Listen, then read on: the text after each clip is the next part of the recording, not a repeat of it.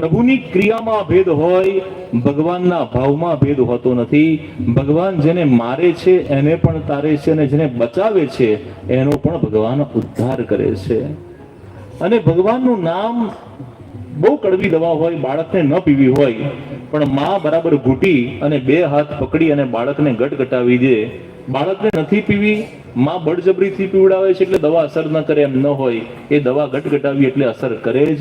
એવી રીતે ભગવાનનું નામ મને કમને ગમે તે રીતે લીધું એટલે એનું પુણ્ય તમને પ્રાપ્ત થાય ને થાય.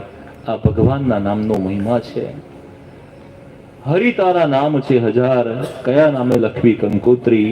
પ્રભુના તો અનેક અનેક નામો છે, અને એ ગુણાનુવાદનું આપણે સ્મરણ કરીએ છીએ ત્યારે યાદ રાખો, પરમાત્મા અત્ર તત્ર સર્વત્ર વ્યાપક છે.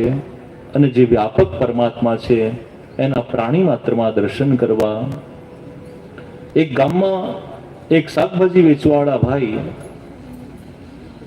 એ જીવન દરમિયાન જેટલા લોકોએ પણ એમને ફાટેલી નોટ આપી હોય, કાણો રૂપિયો આપ્યો હોય તો પણ ચલાયો.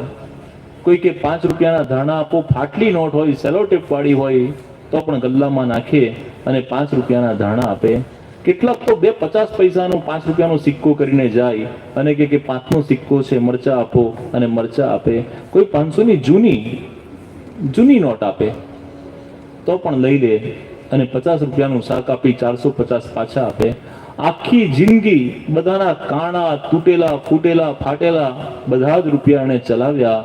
અંત સમય આવ્યો ત્યારે પ્રભુને એ એક જ વિનંતી કરે છે, પ્રભુ આખી જિંદગી બધાના કાણા અને ખોટા રૂપિયા મેં ચલાયા છે, આજે એક ખોટો સિક્કો તારી પાસે આવે છે, પ્રભુ તું એને ચલાવશે. એક ખોટો સિક્કો આવે છે, તું એને ચલાવશે. તમે ને હું બધા જ ખોટા સિક્કા છે, એને ચલાવવા વાળું કોઈ એક તત્વ છે, અને એ તત્વ એ પરમાત્મા છે.